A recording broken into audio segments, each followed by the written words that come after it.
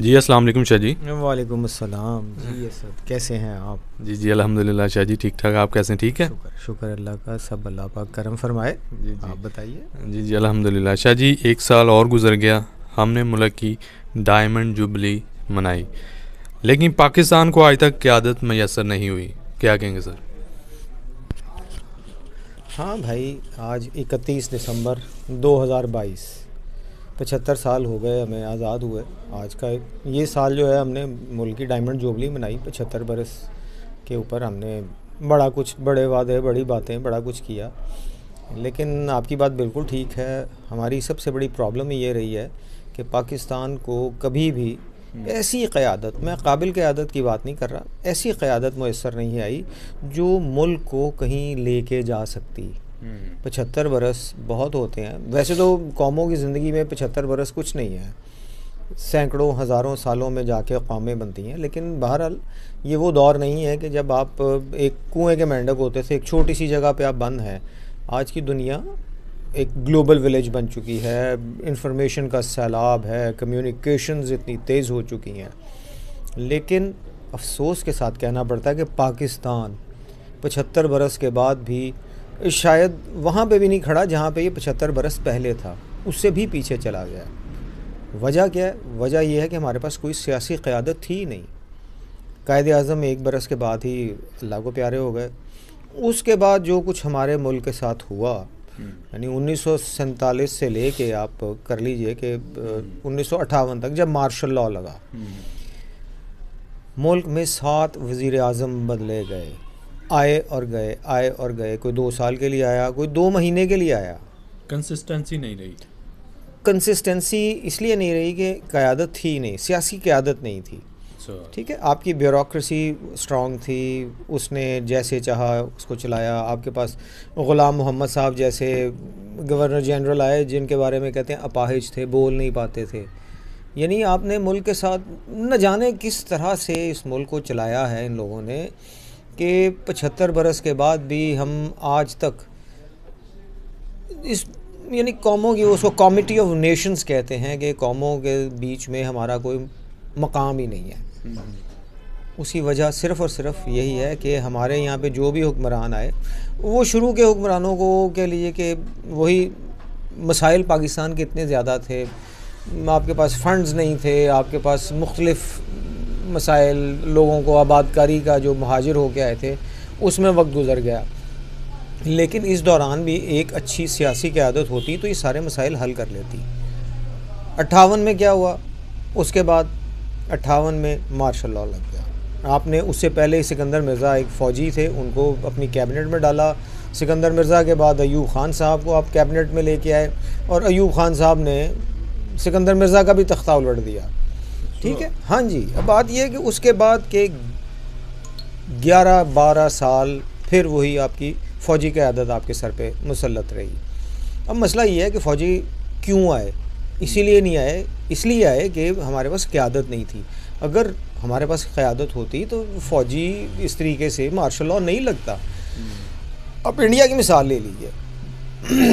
India के वो उस जो पंडित जवाहरलाल नेहरू उनके वज़ीर आज़म थे, वो उनका एक बड़ा मशहूर कौल है कि मैंने इतनी धोतियाँ नहीं बदली जितनी पाकिस्तान ने वज़ीर आज़म बदल ली। बड़ा फेमस हुआ था, बहुत फेमस था। उसकी यही वजह थी ना। उसके बाद ये है कि जब क़यादत का फुकदान हो गया, आपके पास एक वैक्यूम था। उस वैक्यूम को फिल करने के लिए फ़ौज को आगे आना पड़ा। अब इसमें आप इसको फ़ौज को, किरदार को आप पॉजिटिव रंग में लें या नेगेटिव रंग में लें, लेकिन कहीं ना कहीं किसी ना किसी को तो मुल्क चलाने के लिए आना था ना, बहरान से तो निकालना था ना, बहरान से निकालना था। उसके लिए फ़ौज आगे आ गई, फ़ौज ने अपना किरदार अदा किया। लेकिन फ़ौज की, क्योंकि वो भी सियासी नहीं थी ना इदारा, वो सियासत को नहीं समझता। उनके दौर में हालात इतने ख़राब हुए कि आपको एक हिस्सा कटवाना पड़ा या कट गया, आप उसको जो मर्ज़ी रंग दे दीजिए। लेकिन पाकिस्तान की डिसमेंबरमेंट हो गई, 71 में हो गई। ठीक है, 58 से लेके 70-71 तक पहले अयूब ख़ान साहब रहे, उसके बाद याहिया ख़ान साहब आए। आपके पास अगर एक क़यादत आई, एक कायद आया, तो मेरे ख़्याल में तो उसको ज़ुल्फ़िकार अली भुट्टो को हम बिल्कुल उसको कह सकते हैं, इसलिए कि उसने एक वही कंसेंसस से कॉन्स्टिट्यूशन दिया, आइन दिया मुल्क को। उसने बहुत सारी चीज़ें, उसने लैंड रिफॉर्म्स किए, उसने लेबर लॉज बनाए, उसने से हमारा भी सहाफ़ियों के लिए जो वेज अवार्ड था उसको उसने कॉन्स्टिट्यूशनल कवर दिया। भुट्टो बिल्कुल जो उस वक्त हालात थे उसमें लोग ये भी एतराज़ करते हैं जी कि वो सिविल मार्शल लॉ एडमिनिस्ट्रेटर थे, लेकिन बात यह है कि किसी ना किसी तरीके से चीज़ों को स्ट्रीमलाइन करना था ना, उसके लिए उसको सिविल मार्शल लॉ एडमिनिस्ट्रेटर बनना पड़ा। उसके बाद वो प्रेसिडेंट बने, फिर 73 के बाद वो प्राइम मिनिस्टर हुए। उन्होंने वो जो खराबियां जो उस वक्त हो चुकी थी, जो उनको इकॉनमी मिली थी, उसको खड़ा करने के लिए उन्होंने, उनके बहुत से ऐसे इकदाम हैं जिनको कंट्रोवर्शियल कहते हैं लोग, लेकिन उस वक्त की ज़रूरत थी। उन्होंने बड़ी बड़ी जो इंडस्ट्रीज़ थी उनको नेशनलाइज किया मुल्क के लिए, कौम के लिए, ताकि हुकूमत के लिए पैसा तो कहीं से आए ना, हुकूमत को चलाना तो था ना। एनी हाउ, भुट्टो साहब 77 तक रहे। इस दौरान उन्होंने बहुत से कह लीजिए कि ज़बरदस्त काम भी किए। मसलन उन्होंने फ़ौज में जो ख़राबियाँ हुई थी जिसकी वजह से पाकिस्तान के 2 टुकड़े हुए, 2 लख्त हो गया, 2 लख्त हुआ, उन्होंने उसके लिए एक हमीदुर रहमान कमीशन बना। उस कमीशन की रिपोर्ट आधी सी सामने आई है, उसके अलावा कोई ऐसी चीज़ नहीं आई जिससे कि आप साबित कर सके कि कौन गलत था, किसने मुल्क के साथ ऐसा घिनौना काम अंजाम दिया कि हमारा मुल्क टूट गया। अच्छा। हमीदुर रहमान कमीशन रिपोर्ट पे कहते तो ये है कि अगर उस पर अमल करते, उसको सामने लेके आते तो बहुत सारे रिफॉर्म्स हो सकते थे। अच्छा। आपके सिविल और मिलिट्री ब्यूरोक्रेसी के दोनों में आप रिफॉर्म्स कर सकते थे। अच्छा। लेकिन भुट्टो साहब ने भी, जो उनसे गलती हुई, उन्होंने फ़ौज को बलूचिस्तान में हुकूमत को उड़ाने के लिए इस्तेमाल किया। अच्छा। वहाँ से फ़ौज फिर ताकतवर हुई। फिर भुट्टो साहब भी वही, जो हम, एक तो हमारे यहाँ पे मेरिट का कोई हिसाब नहीं है, भुट्टो साहब ने मेरिट को पामाल करते हुए, मेरिट का फुकदान है हमारे यहाँ। जनरल, बिल्कुल जनरल ज़ियाउल हक साहब को, बहुत सारे जो जनरल से जूनियर थे, को 5-6 से उनको प्रमोट करके आगे लेके आए, और 77 में ज़ियाउल हक साहब ने फिर मार्शल लॉ लगा दिया। अच्छा। अब बात यह कि अगर उस वक्त के हालात का जायज़ा लें तो 5 जुलाई 1977 को जब ये मार्शल लॉ लगा है, ज़ियाउल हक साहब ने हुकूमत का तख्ता उल्टा, उस रात अपोजिशन का और पीपल्स पार्टी का पैचअप हो गया था, मुआहदा हो गया था। वो कहते थे जी कि 45 सीटों पे धांधली हुई है, वो 45 सीटों पे भुट्टो साहब दोबारा इलेक्शन करवाने को तैयार हो गए थे। अच्छा। लेकिन उसके बावजूद तख्ता उलट दिया गया और मुल्क एक बार फिर से मार्शल लॉ के अंदर चला गया। वो फिर 77 से 88 तक ज़ियाउल हक का मार्शल लॉ रहा। क्या जी हमारे मुल्क में जमहूरियत का मार्शल लॉ ज़्यादा जी फ़ौजी जो है ना हमारी, अगर देखें तो उनकी, अगर अब भी बात करें तो जिस तरह से लोग कह रहे हैं कि हमारे मुल्क में एक्चुअली अभी भी पीछे रह के हाँ जी, क़यादत का फुकदान तो है ना। हाँ, फ़ौज आगे आई और उसने अभी भी पीछे रह के वो डिक्टेट करती है। उसकी फिर वही रीज़न है। एनी हाउ, उसके बाद फिर एक बारी लगी पीपल्स पार्टी और मुस्लिम लीग नून की। अच्छा। आते गए जाते गए बेनज़ीर और नवाज शरीफ साहब में। उसके बाद फिर नवाज शरीफ साहब ने थोड़ी सी, अब उसमें उसकी सियासी गलती कहें या उसमें, यानी उनकी एक गलती थी, उन्होंने जो फ़ौज के साथ टक्कर लिया, जानबूझ के नहीं, उन्होंने इसको गलत, अच्छा, यानी समझा गलत है कि फ़ौज आपकी है क्या और कर क्या सकती है। अच्छा। उन्होंने मुशर्रफ साहब को हटाने की कोशिश की, उल्टा उनका तख्ता उल्टा गया और उनको मुल्क से बाहर रहना पड़ा और जलावतन हो गया। जी। एनी हाउ, उसके बाद 2007 में फिर वापसी हो रही है, फिर पीपल्स पार्टी की गवर्नमेंट 2007 में बेनज़ीर भुट्टो साहबा को, अच्छा हाँ, उसके बाद आप कह सकते हैं कि बेनज़ीर भुट्टो में भी कुछ लीडरशिप थोड़ी सी क्वालिटी थी। उसने जुल्फ़िकार अली भुट्टो के नीचे रह के उनसे सीखा था, इसलिए उन्होंने कुछ बेहतरी करने की कोशिश की। लेकिन उसके अलावा हमारे पास कोई ऐसा लीडर नहीं आया जो मुल्क को चला सके, ट्रेंड, पढ़ा लिखा और हाँ, जो समझता हो, जो सियासत को समझता हो। ये लोग जो हैं, ये सारे के सारे यानी अपनी क्लास के नुमाइंदा हैं। ये वही अमीर कबीर तबका है जो पाकिस्तान जब बना था, अब मुस्लिम लीग के बारे में भी यही कहते हैं कि मुस्लिम लीग जो 1906 में बनी थी, वो वडेरों की जमात थी। उस वक्त के जागीरदार जो थे उन्होंने मिलकर बनाई थी। उन्होंने अपने आप को बचाने के लिए, इसलिए कि हिंदू जो थे वो उनका था कि वो जागीरें ख़त्म कर देंगे आज़ादी के बाद। नहीं, मुस्लिम लीग जो, हाँ जी, वो ऑल इंडिया मुस्लिम लीग कहते हैं उसको। ठीक है, ये सारी चीज़ें जो है ना, ये इस तरफ इशारा करती हैं कि हमने कभी भी, अच्छा आर्मी जब आई तो उसमें कह लीजिए कि सियासत को जो अब लोग एतराज़ करते हैं कि क़यादत को पनपने नहीं दिया गया, तो भाई पनपने के लिए एडवर्स सर्कमस्टांसिस में आपको बनाना पड़ता है, खुद को उठाना पड़ता है। वो हमारे जो लोग थे उनमें ये चीज़ नहीं आई। उसका नुकसान ये हुआ कि 2022 तक हम उसी डगर पे चलते रहे। 2018 के इलेक्शंस हुए, एक नई शख्सियत सामने आई इमरान खान साहब के रूप में, क्रिकेटर टर्न पॉलिटिशियन उन्हें कहते हैं। क्रिकेटर थे, उसके बाद सियासत में आए। 22-26 साल की वो उनका क्लेम था कि मैंने 22-26 साल के बाद मेहनत की और उसके बाद मैं वर्ल्ड कप जितवाया, आगे नहीं सियासत में आया और वज़ीर आज़म बना। अच्छा। ठीक है, अब ये चीज़ें जो हैं ये आपको, यानी इमरान खान तक हम चले मान लेते हैं कि जी उनको मौका मिलता तो शायद कुछ नज़र आता। अच्छा। लेकिन मैं उनको, इमरान खान को लेसर ईवल कहता हूँ। बाकी के जो हैं वो बहुत, हाँ वही ना, वो अपनी क्लास के नुमाइंदे हैं। भुट्टो जो था आगे अगर कह लीजिए, उसके बाद जब ज़रदारी ख़ानदान में शिफ्ट हुई है, बेनज़ीर भुट्टो के मरने के बाद तो सियासत ख़त्म हो गई थी ना भुट्टो ख़ानदान की। ज़रदारी ख़ानदान में चली गई पीपल्स पार्टी। ज़रदारी के अपने कह लीजिए इंटरेस्ट थे, नवाज़ शरीफ के अपने इंटरेस्ट थे। इन्होंने इस्तेमाल किया इस ज़मीन को, इस ख़ित्ते को क़यादत के लिए नहीं, इन्होंने अपने जेबें भरने के लिए। अब आप देखिए ना, नवाज़ शरीफ साहब लंदन में बैठे हैं, उनके बच्चे लंदन में हैं, उनका बिज़नेस लंदन में है, उनको कोई बीमारी, कोई तकलीफ़, दुख, खुशी, गमी, वो सारा कुछ लंदन में जाके करते हैं। लेकिन हुक्मरानी के लिए पाकिस्तान आते हैं। पासपोर्ट सारे उधर के, पासपोर्ट्स भी बच्चों के, उनके नेशनैलिटीज़ बच्चों की वहाँ की हैं। तो आप यानी दुनिया में शायद कहीं ऐसी मिसाल ना मिले कि मुल्क का हुक्मरान जो है वो किसी और मुल्क की नेशनैलिटी है, उसके बाद वो आता है आगे हुक्मरानी करता है, फिर 5 साल के बाद जब फारिग होता है तो चला जाता है।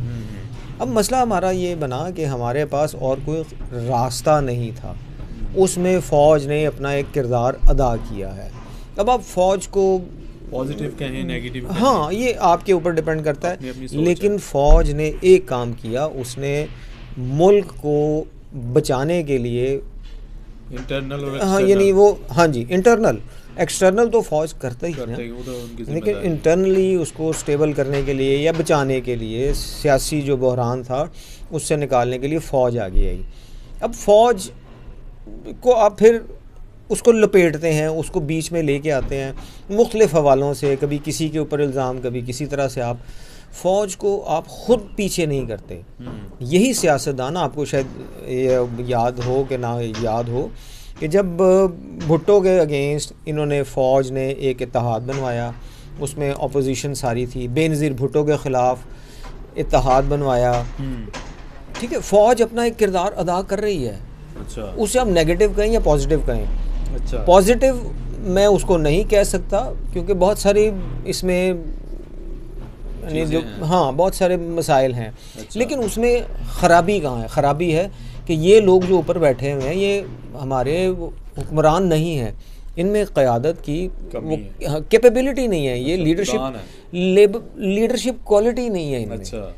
अब मजबूरी ये है कि फिर अगर आप फिर फ़ौज को आप लताड़ते हैं, आप कहते हैं फ़ौज गलत करती है, तो फ़ौज को आपको कंट्रोल करने के लिए आप कोई अच्छा को अपने आप को मजबूत तो करें, आप बताएं तो सही ना कि आप करना क्या चाहते हैं। लीडरशिप क्वालिटीज़ लेके आए अपने अंदर। आप आते हैं करप्शन के ज़रिए, करप्शन करने के लिए आते हैं। जब करप्शन करने के लिए आते हैं तो जाहिर है आपने सिविल मिलिट्री ब्यूरोक्रेसी के साथ मिल के करनी है। आप वो उन दोनों को मिला के आप ये करप्शन करते हैं, आप उसके बाद वही पैसा जो है बाहर लेके चले जाते हैं और अल्लाह अल्लाह खैर सलाह मौज करते हैं आप। आपने कभी ये नहीं सोचा कि आम आदमी के लिए हम कुछ करें।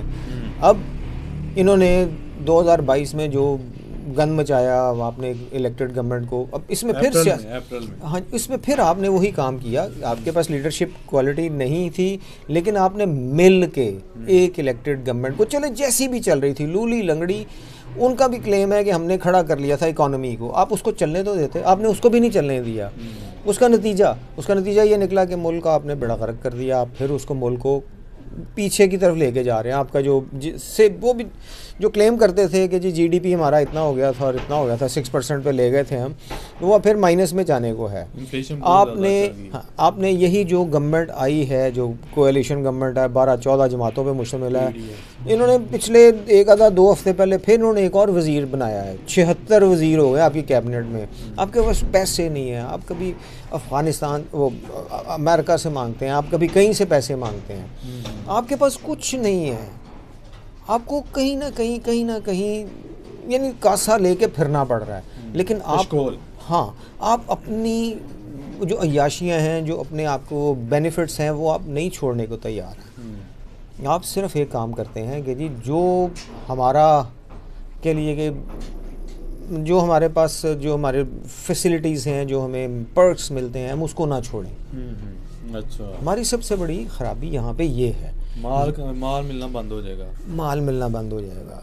यानी अगर नेगेटिव सेंस में आप बात करें, ठीक है, तो ऐसे हुकूमतें, ऐसे मुल्क नहीं चलते। अब जो कुछ हो चुका, अब उसको नेगेटिव या उसको रिवर्स कैसे करें, ठीक है, आप वही है ना, फौज को ही लताड़ते चले जा रहे हैं। आप अपनी गलतियां तो माने। अच्छा। आप अपने खर्चे कम नहीं करते। अगर आप इतने सिंसियर होके आए थे, जिस तरह बिल्कुल इमरान खान ने कहा था कि जी मैं प्राइम मिनिस्टर हाउस में नहीं रहूँगा। अच्छा। इमरान खान ना रहते। अच्छा। गाड़ियाँ आपने बेची थी, आपने जो कुछ भी था, कुछ करते तो सही ना। बिल्कुल। आप करें, कुछ करके दिखाएं। आप खुद करते तो आप ब्यूरोक्रेसी के बेनिफिट्स कम कर सकते थे। कहते मेरे हाथ बंधे हुए थे। ये भी अब फिर वो यही नालायकी है ना, यही है ना। उसमें भी क़यादत की, उसमें यानी लीडरशिप क्वालिटी नहीं थी ना इमरान में। नैब कहता मेरे नीचे नहीं था। बिल्कुल ऐसा ही है कि जी आपने कह दिया, आपकी बात हम मान लेते हैं, लेकिन मसला फिर वही आता है कि अगर आप में लीडरशिप क्वालिटी नहीं थी तो आप करने क्या आए थे। पंजाब में उनके वो FIR दर्ज नहीं करवा पा रहे।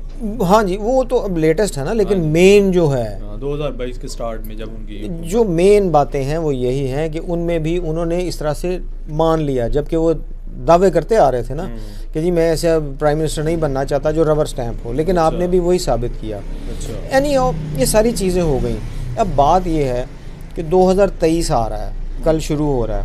2023 हमारे लिए क्या लेके आएगा? हाँ जी, ये मेन चीज़ है।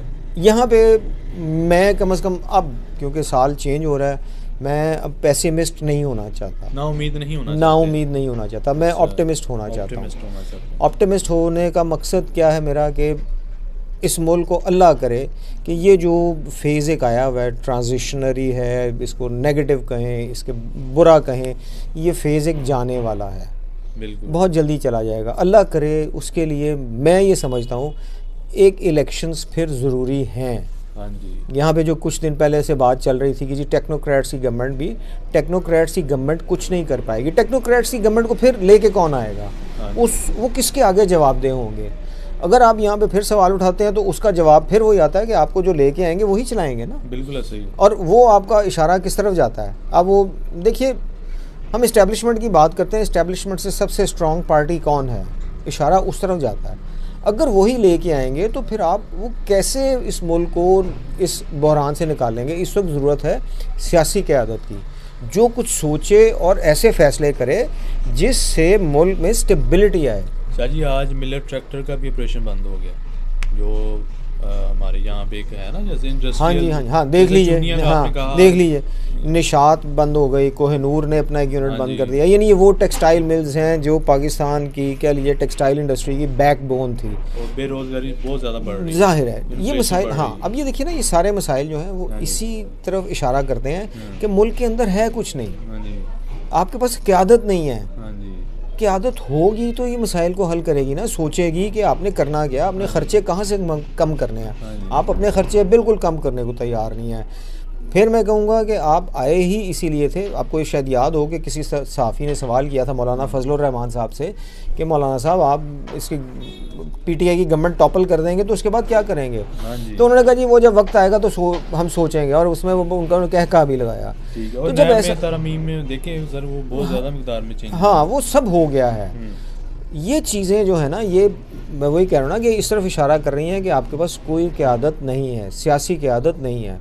आपको फ़ौज चला रही है, आपको स्टेबल मुल्क को कायम रखा है तो फ़ौज ने रखा है। आधा कट गया वो, देखिए उसमें 1000 किलोमीटर का 1500 किलोमीटर का फासला भी था हमारा, उसमें एक साथ रहना बड़ा मुश्किल हो गया था। फिर जो हमारे मसाइल बने हुए थे, जो कुछ हमने उनके साथ किया, बंगालीज़ के साथ, उसमें ये अल्टीमेट होना ही था। लेकिन अब ज़रूरत क्या है? अब ज़रूरत ये है कि हमें सोचना चाहिए कि हम अपने मुल्क को कैसे चलाएंगे। शाह जी मेरा क्वेश्चन है कि हम हैं ज़िम्मेदार मुल्क एज आ एटमी कुव्वत, हमें वो ज़्यादा नहीं जो है ना वो क़यादत ज़िम्मेदार वाली चाहिए। बिल्कुल, देखिए ऐसा एक्चुअली ऐसा है भी नहीं, इसलिए कि जो एटमी मुल्क बन जाते हैं तो क़यादत जो है ना वो बिल्कुल वो और ज़्यादा जैसे कहते हैं ना नहीं उसमें एटम के मामले में, एटम बम के या एटमी असासों के मामले में हमारी पॉलिसी, हम लोग बहुत मोहतात हैं, बहुत ठीक हैं। कोई ऐसा मसला नहीं है कि जी हमारे एटमी असासे किसी और के हाथ लग जाएंगे और दिस एंड दैट। जिस तरह जब रशिया जो बाइडेन का भी बयान आया था, जब रशिया टूटा था ना उस वक्त ऐसे ही हुआ था ना कि बहुत सारी चीज़ें जो हैं वो जी दहशतगर्दों के हाथ लग गई और दिस एंड दैट, वो हमारे मुल्क में नहीं है और अल्लाह ना करे कि ऐसा हो। अब बात चल रही थी कि 2023 में, अब 2023 के लिए मैं तो फिर वही ऑप्टिमिस्ट हो के मैं कहता हूँ कि मार्च में इलेक्शंस करवा दें आप, उसके बाद नई क़यादत जो भी आए उसको आप पूरी ताकत के साथ उसको आप हुकूमत दें ताकि मुल्क किसी अच्छी तरफ, अच्छी सिमत में जा सके, तरक्की कर सके।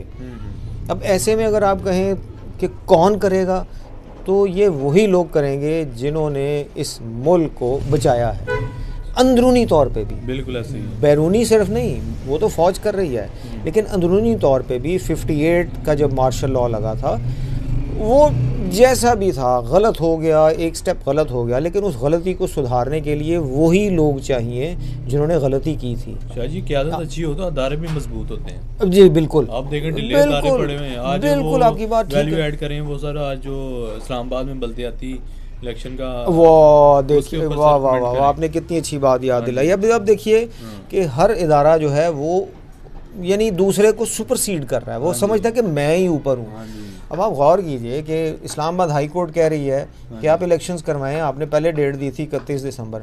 इसमें फिर देखिए इस हुकूमत की कि इन्होंने जो हल्के थे उनको मुख्तसर किया, उनकी यानी यूनियन काउंसिल्स जो थी उनकी तादाद बढ़ा दी, 101 से 125 पे ले गए।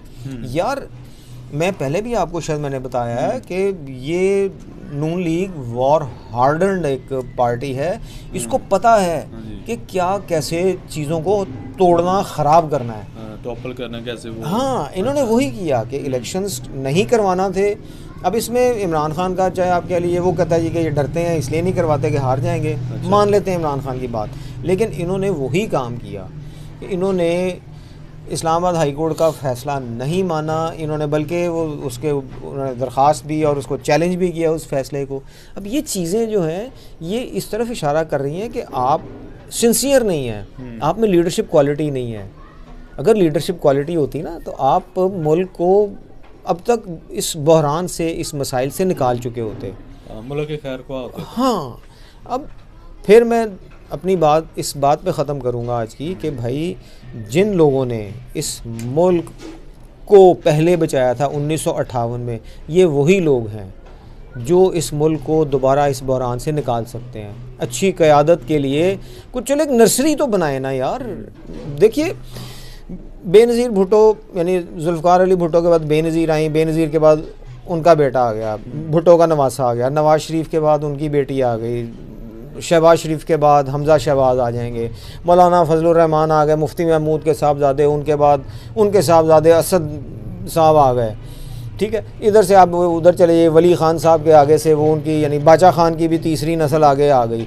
चौधरी ख़ानदान को देख लीजिए, उनके आगे से हज़रत शुजात साहब नहीं, मुनसिर लाई तो अभी उनके चौधरी परवेज़ लाई के साहबजादे ना, वो मौलाना मैंने कह दिया, हज़रत शुजात हुसैन साहब के उनके पोते भी सुना है जी कि अब नहीं, वो शायद प्रोविंशियल असेंबली के मेंबर हैं। अच्छा। यानी उनकी फैमिली के कोई 8-10 लोग हैं जो सेनेट में भी हैं, नेशनल असेंबली में भी हैं, प्रोविंशियल असेंबली में भी हैं। तो ये लोग ट्राइड एंड टेस्टेड हैं। अब इनको पीछे करना, इनसे जान छुड़ाना वो कैसे है? वो फिर वही मेरी बात, इस बात पे मैं ख़त्म करता हूँ कि वही लोग जिन्होंने इस मुल्क को यहाँ तक पहुँचाया या जो उन्होंने रास्ता दिया था वही इस भंवर से निकालेंगे। चलिए मेरा आखिरी क्वेश्चन है, 2022 में एक तो ये जिसे कहते हैं ना कि सब लोग कह रहे हैं रजीम चेंज ऑपरेशन हुआ, ठीक है, फिर अरशद शरीफ साहब भी फौत हो गए, शहीद हुए, फिर इसके अलावा ये पीडीएम से पीटीआई से पीडीएम की हुकूमत बनी। अब जो पंजाब का और केपी का जो होने जा रहा है 11 तारीख को अदालत की फैसले के मुताबिक नो कॉन्फिडेंस वोट जो होने जा रहा है, उसके ऊपर क्या पॉइंट है? भाई ये तो फिर वही है, मैं आज की ही जो आपने बात की है कि इस्लामाबाद में जो इलेक्शंस का अनाउंस किया था, उसने ऑर्डर किया था, बल्कि इस्लामाबाद हाई कोर्ट ने उसको नहीं माना गया। अब इसमें फिर वही बात आ जाती है कि आप देखिए कि आपका इदारा यानी जुडिशरी आपकी वो किस तरफ लेके जाती है मुल्क को, कि आप उनसे कह रहे हैं जी कि आप हमें गारंटी दें, आप हमें एफिडेविट दें, आप हमें लिख के दें कि आप आप डिज़ोल्व नहीं करेंगे पार्टीज़ को, असेंबलीज़ को। हाँ, उसने लिखा ना, परवेज़ इलाही से उन्होंने लिया है। भाई बात यह है कि इस वक्त जो हालात है उसमें इमरान खान की फिर हिमाकत है, और आप कह लीजिए कि नून लीग ने जिस तरीके से गेम को खेला है, अच्छा, वो सियाणी है ना, उसको पता है कि कैसे चलाना है। इन्होंने डेट दे दी इमरान खान को। मैंने पहले भी जब आपसे कहा था कि इमरान को चाहिए था कि 17 दिसंबर को ही असेंबलीज डिज़ोल्व कर देता। आपने लिबर्टी में कहा था जी, वो असेंबलीज डिज़ोल्व करना बनता था। उन्होंने टाइम दिया, या तो इमरान खान गेम खेल रहे हैं कि जी इस तरीके से इनको और ख़राब किया जाए, अच्छा, या वो वाकई सीधे पॉलिटिशियन है, वो इस तरह के पॉलिटिशियन अभी नहीं बने जिस तरह के ये हैं, मंजे हुए।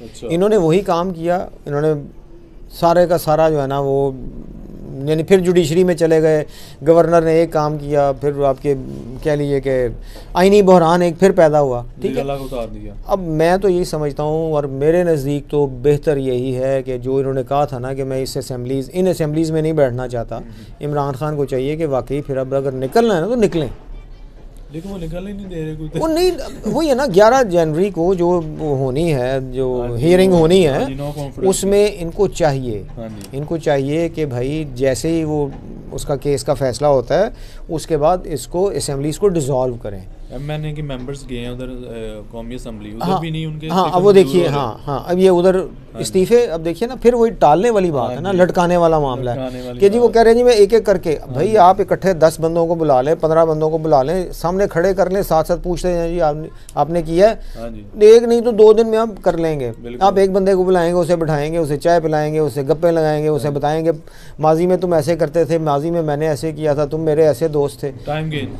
हाँ, आप यानी फिर वही बात कि मुल्क के लिए आप वो काम करें जिससे इकोनॉमी स्टेबल हो। भाई 2-3 दिन पुरानी खबर जो हमने अपने correspondent.pk में हाँ जी ये अपलोड की थी, कोई नहीं करे बात। अच्छा, वो जो है ना उसमें यही खबर थी, उसमें खबर यही थी कि भाई $8.3 बिलियन हमने देने हैं। 8.3 बिलियन डॉलर आपके पास तो है नहीं, आपके पास 6-7 बिलियन डॉलर है, अब क्या करेंगे? थोड़ी सी रिजर्व रह गई। तो फिर वही है ना, इसलिए अल्लाह पाक से दुआ है कि अल्लाह पाक 2023 जो है ना हमारे लिए वो क्या कहें टर्निंग पॉइंट आए, हमारा मुल्क तरक्की के रास्ते पे चल पड़े, इस मुल्क को ऐसी क़यादत मिल जाए जो इस मुल्क को इस बहरान से निकाल सके। देखिए यानी मेरी नस्लें, आपकी नस्लें, और मैंने 22 करोड़ में से 1 करोड़ कह लीजिए जी कि ऐसे होंगे जो बाहर जा सकते हैं, बाकी जो 21 करोड़ है उनके लिए अल्लाह पाक ये मुल्क जो है ना जन्नत का टुकड़ा बना दे। जीना मरना उनके लिए इधर ही है। बिल्कुल 2022 में तो सर बहुत खोया हमने, लेकिन दुआ करते हैं कि बिल्कुल आमीन आमीन आमीन। थैंक यू वेरी मच, बहुत शुक्रिया, अस्सलाम वालेकुम।